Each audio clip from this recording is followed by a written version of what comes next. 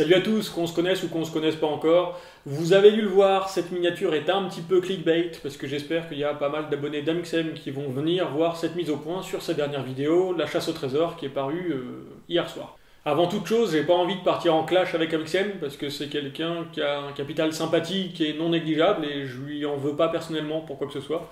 Et j'ai vraiment envie de faire de cette vidéo quelque chose d'éducatif et pas quelque chose de vindicatif. Je ne vais pas non plus citer plein d'articles de loi en début de vidéo parce que c'est imbitable et puis en plus c'est super chiant, mais je vais les évoquer à la fin, je vous les donnerai en référence dans la description de la vidéo. Si ça vous intéresse, vous pourrez y aller. Si je fais cette mise au point, c'est parce que dans la dernière vidéo d'Amixem, consacrée à la chasse au trésor et aux détecteurs à métaux, il y a pas mal de choses qui ont oublié d'être dites, et ça me pose beaucoup de problèmes en tant qu'archéologue. Il faut savoir qu'entre les archéologues et les détectoristes, il y a une espèce de guéguerre. Qu'est-ce qu'on leur reproche finalement aux détecteurs à métaux? C'est simplement de détruire l'information qu'il y a dans le sol. Du point de vue d'un archéologue, l'objet en lui-même, il sert à rien. C'est un petit peu choc comme phrase, mais il faut bien comprendre pourquoi est-ce qu'il sert à rien. Prenons le cas de la vidéo d'Amixem, il trouve des pièces. C'est très bien, sauf qu'une pièce en dehors du sol, il nous apporte juste l'info qu'à cet endroit, il y avait des pièces. Pour l'archéologue, c'est le contexte de dépôt des pièces qui est important. Parce que des pièces, on peut les trouver parce qu'elles ont été perdues, dans le sol, sur le sol, dans des puits ou autres. On peut les trouver parce qu'elles ont été déposées en offrande à un dieu, et ça vaut pour plein de types d'objets. Et on peut aussi les trouver parce qu'elles ont été protégées face à une invasion. Par exemple, en Normandie, on a plein de trésors qui ont été enterrés face aux raids scandinaves.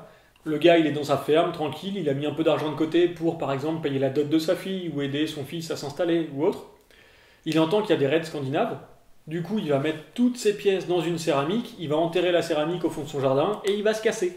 Ce qui fait que quand le raid sera fini, il va pouvoir revenir chez lui, sa ferme sera détruite, mais il aura son trésor qui sera enterré, il suffira de le sortir et voilà. Quand quelqu'un avec son détecteur à métaux va faire biper et mettre des coups de pelle à l'intérieur pour sortir les pièces, tout le contexte de pourquoi est-ce que ça a été déposé, ça sera perdu. Parce qu'on peut avoir la différence entre un dépôt votif, donc un dépôt fait pour les dieux, et un dépôt de thésaurisation, de protection du trésor face à un raid. Ça, on peut l'avoir, l'information, dans le contexte archéologique autour. Seulement, si le contexte il a été pillé à la pelle, donc si la pelle a détruit toutes les couches du sol qui permettent à nous, les archéologues, de lire pourquoi le dépôt a été fait, c'est une information qui est perdue à tout jamais. Et j'ai lu ça en commentaire de certains détectoristes qui nous disent « Ouais, nous on protège des objets qui seraient perdus à tout jamais parce que les archéologues ne viennent pas fouiller par là. » Ouais, mais un objet tout seul, ça vaut rien. Un objet hors contexte, ça vaut le prix de l'objet. Voilà, une pièce, ça vaut tant d'euros. Et à partir du moment où on a creusé avec une pelle sans faire de relevé, sans faire de photos, sans faire de photogrammétrie, sans écrire de rapport, de minutes de fouille, toute l'information qui est liée à l'objet, elle est perdue. Et c'est ça qui m'a profondément choqué dans la vidéo. Et c'est justement ce que je voulais te dire, Maxime, en t'adressant cette vidéo. Alors, je sais pas si tu vas la voir ou si tes abonnés vont la faire tourner ou autre. Le but, c'est pas faire de la vue particulièrement. C'est juste que j'ai envie de t'apporter l'information qu'il te manque, tout simplement parce qu'à mon avis, les archéologues ne communiquent pas assez sur ce qui les intéresse. Je pense que tu ne sais pas comment fonctionne l'archéologie, comme une grande majorité de la population française, et c'est pour ça qu'à travers cette vidéo, j'ai envie de t'inviter sur un chantier archéo. Donc on peut le faire sur un jour, une semaine, un mois, quand tu as du temps de libre. On peut très bien le faire sans aucune caméra, parce que j'ai pas envie forcément d'attirer des abonnés en mode « Yay, je fais une sortie archéo avec Amixem ». Après, si tu as envie de filmer sur le chantier, il n'y a pas de souci, mais je fais vraiment pas ça pour m'attirer du monde. Moi, j'ai vraiment envie de te montrer pourquoi je te reproche des choses sur ta vidéo. Donc c'est pour ça que j'ai envie de t'inviter. Et c'est justement parce que l'archéologie ne communique pas assez sur ses méthodes, je pense, qu'il serait bon que tu viennes voir à quoi ça ressemble, pour que tu puisses au moins, je sais pas, mettre un petit paragraphe en description de ta vidéo pour expliquer pourquoi il ne faut pas aller jouer du détecteur et de la pelle n'importe où, parce que ça perturbe l'information scientifique. Je pense qu'il n'y a aucune raison pour que tu prennes mal cette réponse, parce qu'elle est vraiment à but informatif, et j'ai pas envie de dire que t'es un sale con, parce que c'est pas ce que je pense. Si j'ai vu ta vidéo quand elle est sortie, c'est aussi parce que je te suis de manière générale, et tu fais des vidéos qui sont très bonnes du point de vue du patrimoine de temps en temps. C'est juste là, il y a trop de choses qui n'ont pas pu passer. Je ne sais pas ce que tu as cuté au niveau de l'énonciation de la loi par le gérant de la maison de la détection, parce que ce qu'il dit, c'est que si on cherche des objets perdus par un propriétaire, on a le droit, et si on va fouiller sur des sites archéo, on n'a pas le droit. Ouais, ça veut dire que si je vais dans une forêt qui n'est pas un site archéo, est-ce qu'il y a un flou juridique? Non. La loi, elle est claire là-dessus, il y a des articles, Et je vous renvoie à l'article 542-2 du Code du patrimoine qui dit que personne n'a le droit d'utiliser un détecteur à métaux sans avoir d'autorisation de l'État. Donc il faut faire une demande à la préfecture.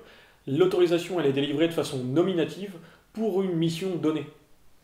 Donc si vous vous promenez avec un détecteur à métaux dans une forêt et que vous vous faites gauler, vous êtes hors la loi si vous n'avez pas d'autorisation nominative de la préfecture.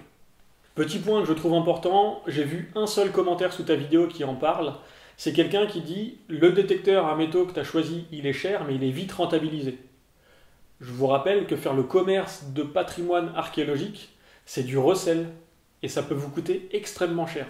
Là, dernièrement, je crois qu'il y a un Breton qui a revendu 22 pièces celtes sur eBay, et il a eu 8000 € d'amende. C'est pas négligeable. Et dernier point, si du patrimoine archéologique est détruit ou détérioré, vous pouvez encourir jusqu'à 100 000 € d'amende et 7 ans de prison. Si je te rappelle ça, Maxime, c'est pas pour le plaisir de te faire chier, c'est parce que tu as 3 millions d'abonnés. Et je dis pas que sur les 3 millions, dès demain, il y a 3 millions de Français qui vont acheter des détecteurs à métaux et aller faire biper en forêt. Mais tu as quand même une responsabilité vis-à-vis de tes viewers, et je pense que c'est important de leur expliquer ce qu'ils peuvent risquer s'ils se mettent en dehors de la loi. Et ça, c'est vraiment ce qui a manqué dans ta vidéo. Je suis d'accord, la chasse au trésor, ça nous fait rêver, que ce soit chez les Goonies ou chez Indiana Jones, il y a toujours ce petit côté mystérieux, machin, et c'est vraiment kiffant. Et je suis d'accord, moi aussi, avec un détecteur à métaux, je m'amuserais beaucoup. Mais le fait est que dans ta vidéo, tu parles pas des risques encourus. Et donc je trouvais ça dommage que tu ne te fies qu'au dire du gérant de la maison de la détection, parce que lui, il vend le matériel, donc il n'a pas de raison d'informer les gens des peines encourues. Et c'est pour ça que je te fais cette mise au point. J'essaie d'être le moins agressif possible et j'ai pas envie que tu le prennes comme ça.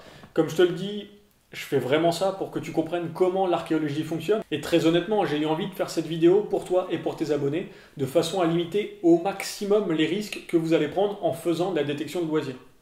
C'est pas du tout une attaque personnelle et je te réitère l'invitation, si tu as envie de comprendre pourquoi on reproche des choses aux détectoristes, je t'invite sur un chantier archéo, tout simplement pour comprendre toute l'information qui est contenue dans les couches du sol, et donc par là même toute l'information qui est détruite par les coups de pelle des détectoristes. Moi, c'est vraiment ce qui m'importe, j'ai vraiment envie de faire découvrir ça aux gens, et si jamais ça vous intéresse, que vous soyez mes abonnés ou pas mes abonnés, ou ni les abonnés d'Amixem, ni les miens, on s'en fout, j'ai fait 2 vidéos sur l'archéologie. Alors c'est des vidéos qui sont très longues, c'est plus du podcast audio que de la vidéo, ça dure 1h30 à 2 heures. Je vous mets le lien quelque part par là ou dans la description de la vidéo. Lancez-les en faisant votre ménage, votre cuisine, ou si vous faites un long trajet en train, vous les téléchargez. Je vous encourage à les télécharger, écoutez-les et essayez de comprendre pourquoi le fait de détruire le sol à coups de pelle, c'est super dérangeant pour les archéos. Moi, j'ai pas envie d'interdire la détection. J'ai juste envie que ça se fasse proprement. Et j'ai envie qu'on arrête de détruire le patrimoine et de détruire l'information. Voilà. C'est tout ce que je voulais expliquer dans cette vidéo. J'espère qu'elle sera pas mal prise. Maxime, si elle t'a blessé, n'hésite pas à m'écrire. S'il y a des trucs que tu n'as pas compris, n'hésite pas à m'écrire aussi. Tu m'envoies un MP, on peut en discuter. Mais si vraiment tu as envie de comprendre l'archéo, je peux t'inviter sur des chantiers, dans des laboratoires d'archéo. Et j'ai vraiment envie que ça se fasse parce que tu as une audience qui est énorme. Et j'aimerais que les gens comprennent ce que j'ai à te reprocher. Donc voilà, c'est pas une attaque personnelle. Je ne dis pas par cette vidéo que tu es un gros con. Je dis juste que tu n'es pas informé. Et si tu es mal informé, c'est parce que l'archéologie informe mal les gens, tout simplement. Je vous mets en lien de la description mes vidéos sur l'archéo. Je vous mets les liens vers la loi. Et j'espère sincèrement que personne ne va mal prendre cette mise au point sur ta vidéo chasse au trésor. En attendant, mes abonnés le savent, je suis assez réactif dans les commentaires, donc si vous avez des questions sur comment fonctionne l'archéo, ou sur les détecteurs à métaux, et sur les reproches que j'ai à faire à l'utilisation des détecteurs, n'hésitez pas, mettez des commentaires, en général je réponds assez vite. Et voilà, j'espère que personne n'aura pris mal cette petite mise au point, parce que c'est vraiment pas le but, je veux vraiment informer les gens au mieux, et j'espère que tout va bien se passer pour tout le monde, et voilà, j'espère que le message passera. Je vous souhaite une très bonne fin de journée, de soirée, de nuit, de matinée. Je ne sais pas quand vous allez voir cette vidéo, mais je vous dis à la prochaine. Ciao!